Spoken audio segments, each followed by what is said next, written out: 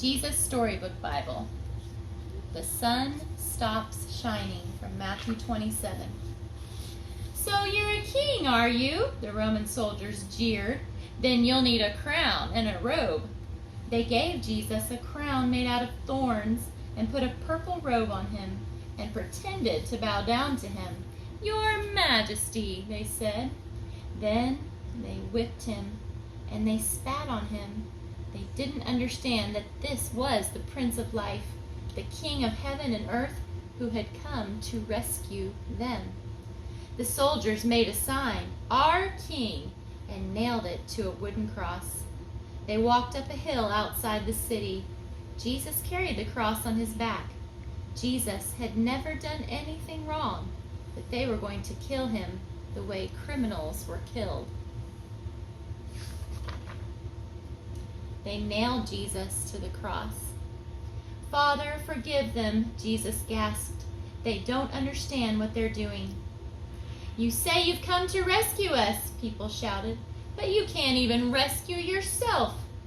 But they were wrong. Jesus could have rescued himself. A legion of angels would have flown to his side if he'd called. "If you were really the Son of God, you would just climb down off that cross," they said.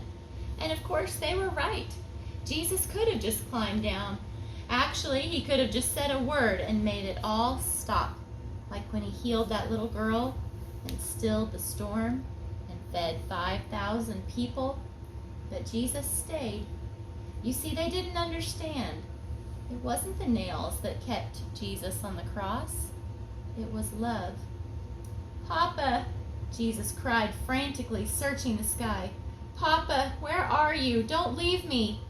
And for the first time and the last, when he spoke, nothing happened. Just a horrible, endless silence. God didn't answer.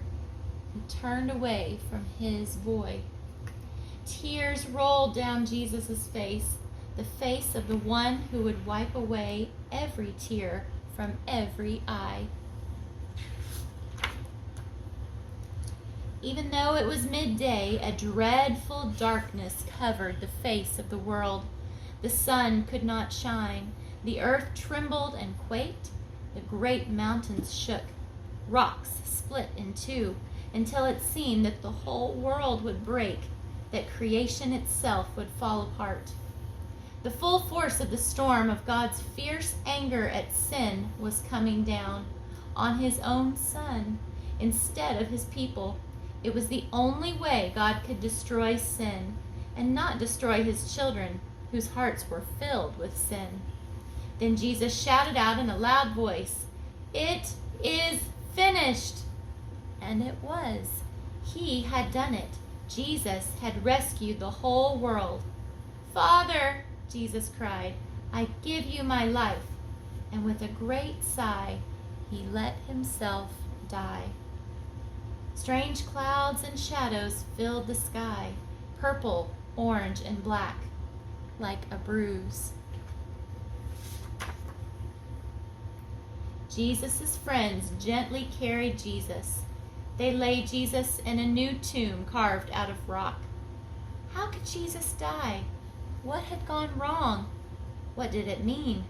They didn't know anymore, except they did know their hearts were breaking.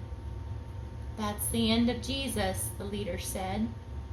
But just to be sure, they sent strong soldiers to guard the tomb. They hauled a huge stone in front of the door of the tomb so that no one could get in or out.